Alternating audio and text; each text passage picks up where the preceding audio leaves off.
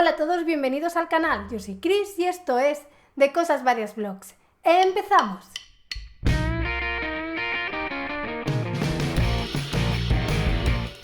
El Gran Smog de Londres, una mezcla de humo y niebla, fue el resultado de una serie de varias coincidencias desafortunadas y de una severidad sin precedentes. Durante el siglo XX, las nieblas en Londres se habían vuelto menos frecuentes, ya que las fábricas habían comenzado a trasladarse fuera de la ciudad. Sin embargo, el 5 de diciembre de 1952, un sistema meteorológico de alta presión se había estancado en el sur de Inglaterra y provocó una inversión de temperatura en la que una capa de aire caliente muy por encima de la superficie atrapó el aire frío retenido a nivel del suelo.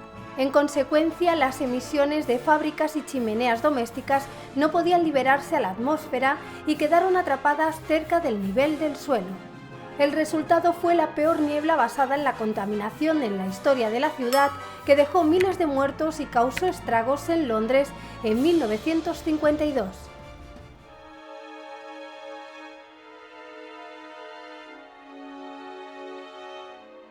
En 1905, el doctor Henri-Antoine Defe leyó un documento durante una conferencia de salud pública en Inglaterra, en el cual dijo que no se necesitaba ser científico para darse cuenta de que había algo que se producía en las grandes ciudades y que no se encontraba en el campo.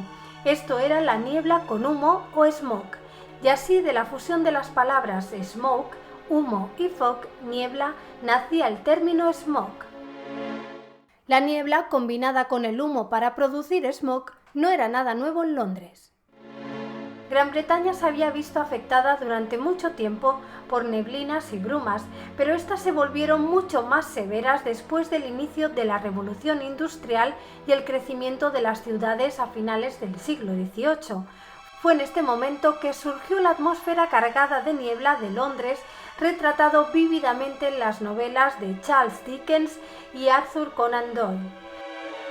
Las fábricas arrojaban gases y una gran cantidad de partículas a la atmósfera que en sí mismas podían ser venenosas. Sin embargo, los contaminantes en el aire también podrían actuar como catalizadores de la niebla, ya que el agua se adhiere a las partículas diminutas para crear niebla contaminada o smog. Cuando algunos de los productos químicos se mezclan con el agua y el aire, pueden convertirse en ácido, lo que puede causar irritaciones en la piel, problemas respiratorios e incluso corroer los edificios. El smog se puede identificar fácilmente por sus características espesas, malolientes, de color amarillo sucio o marrón, totalmente diferentes a la niebla blanca y limpia de las zonas rurales. Hay informes de una espesa niebla con olor a alquitrán de hulla que cubrió Londres en varias ocasiones en el siglo XIX, provocando una escasa visibilidad y aumentando la tasa de mortalidad. Este tipo de nieblas podían durar una semana y se informó de muertes relacionadas con ellas en las lápidas a principios del siglo XIX. La zona más afectada de Londres solía ser el East End, donde la densidad de fábricas y hogares era mayor que en casi cualquier otro lugar de la capital. El área también era baja, lo que dificultaba la dispersión de la niebla.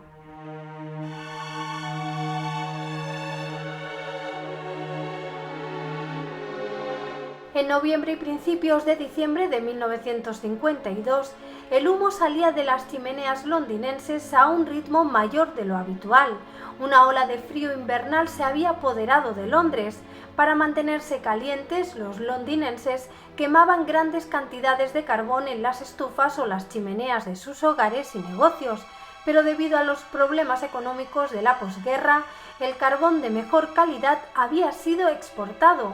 Como resultado, los londinenses usaban el carbón de baja calidad, rico en azufre, que agravó más la situación. El viernes 5 de diciembre de 1952, la capital británica amaneció con el cielo despejado.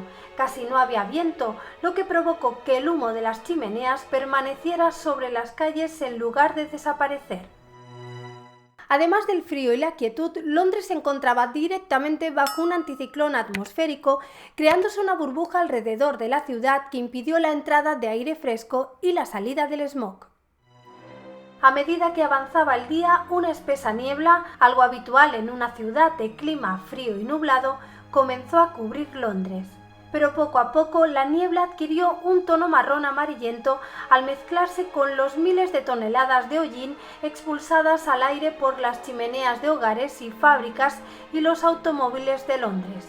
Los autobuses que funcionaban con diésel habían reemplazado a los tranvías eléctricos de la ciudad, lo que se añadió a la combinación tóxica.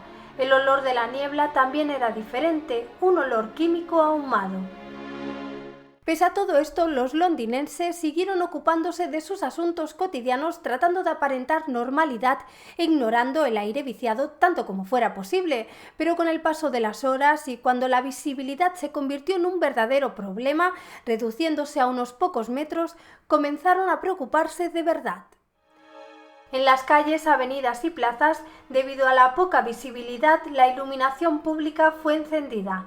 Los vehículos tenían que transitar con extremo cuidado, prácticamente a ciegas. Muchas personas tosían o carraspeaban y la mayoría comenzó a cubrir sus bocas y nariz con pañuelos en un intento de mitigar las molestias. Al día siguiente el sol estaba demasiado bajo en el cielo para disipar el smog. Esa noche y las noches del domingo y del lunes, la niebla en lugar de remitir ganó en intensidad. A lo largo de 5 días el centro de Londres y un radio de 32 kilómetros quedaron cubiertos por aquella intensa niebla. Por la radio se advertía a los ciudadanos que evitaran salir de sus hogares, mantuvieran las ventanas cerradas y colocaran recipientes con agua para ayudar a combatir la sequedad en el aire. Quienes habían dejado la ropa en los tendederos podían ver las prendas teñidas de negro y las ventanas también estaban cubiertas por una capa de hollín. Las autoridades aconsejaron a los padres que mantuvieran a sus hijos en casa y no asistieran a la escuela, en parte por temor a que se perdieran en la niebla. Quienes se aventuraban a salir de casa rumbo al trabajo empezaban a sentirse terriblemente mal después de caminar apenas unos metros. Mareos, debilidad, náuseas, entumecimiento. Cuando llegaban a sus puestos de trabajo o regresaban a sus casas, tenían el rostro y la nariz ennegrecidos. Pronto los hospitales quedaron colapsados. Hubo un aumento en las muertes y hospitalizaciones relacionadas con la neumonía y la bronquitis. Las personas acudían a toda prisa quejándose de dificultad para respirar. Algunas eran llevadas desmayadas o totalmente sofocadas. Los tanques de oxígeno se convirtieron en un artículo de primera necesidad y rápidamente comenzaron a escasear. Guías con linternas tuvieron que marchar frente a los autobuses para guiar a los conductores por las calles de la ciudad. La niebla era tan espesa que la visión no alcanzaba mucho más allá de un par de metros, e incluso los residentes de algunas zonas de Londres no podían ver sus pies mientras caminaban, tratando todo lo posible de no resbalar en el barro negro y grasiento que cubría las aceras. Los conductores encendían los faros de sus vehículos y asomaban la cabeza por las ventanillas para avanzar poco a poco a través de la niebla y la oscuridad, aunque en la mayoría de veces, resignados, terminaban por abandonar el automóvil en medio de la carretera ante la nula visibilidad. Por su parte, la policía dio orden de que los vehículos fueran abandonados sin importar dónde, pues se habían dado numerosos casos de atropellos, accidentes y confusión en las carreteras.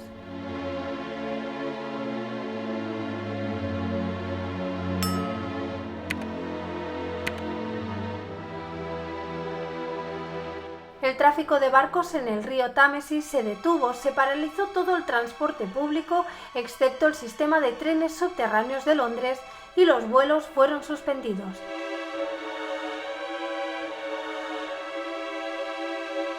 También el servicio de ambulancias dejó de funcionar, lo que obligó a los afectados a llegar al hospital por su cuenta.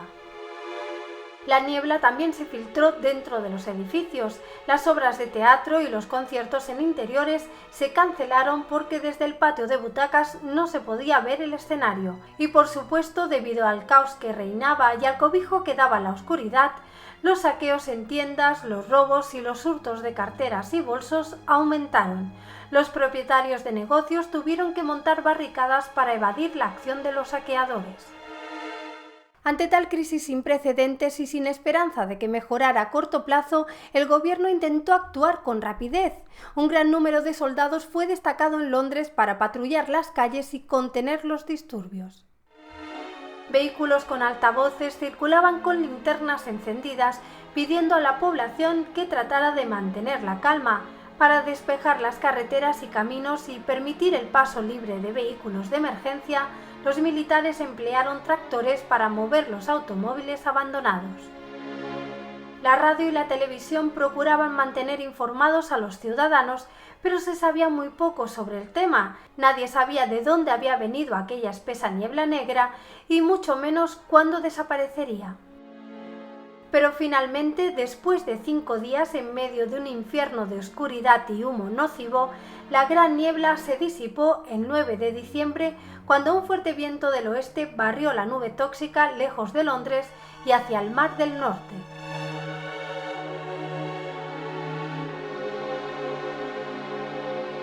La gravedad de lo que había ocurrido no se apreció por completo hasta que el registrador general publicó el número de muertes unas semanas después.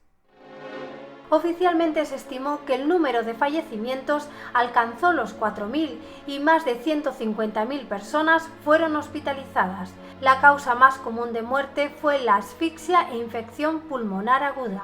También murieron miles de animales. En los años que siguieron a este suceso, una gran cantidad de personas expuestas a la niebla reportó enfermedades respiratorias a causa de la exposición.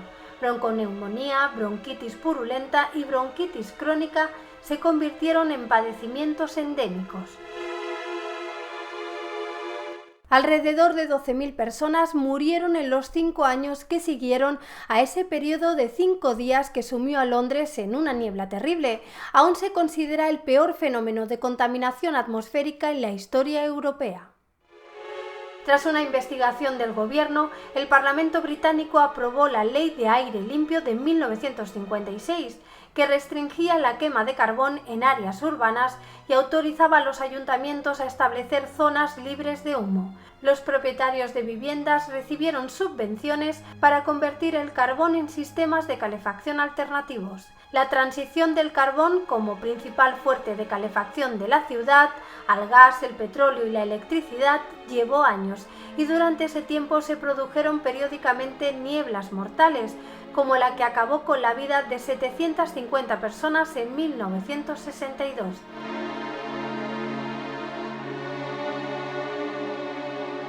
Sin embargo, ninguna de ellas se acercó a la escala del Gran Smog de 1952.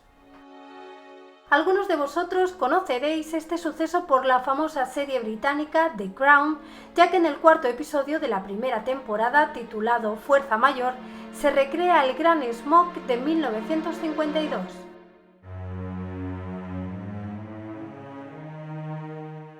Y hasta aquí el vídeo de hoy. ¿Qué os ha parecido? ¿Conocíais el Gran Smog de Londres? Dejádmelo saber en los comentarios. Y ya sabéis, si os ha gustado, dejad un me gusta, compartid el vídeo con vuestros contactos y suscribíos al canal si todavía no lo habéis hecho. Sin más me despido, muchísimas gracias por estar ahí, un abrazo enorme, nos vemos en el próximo vídeo. ¡Chao!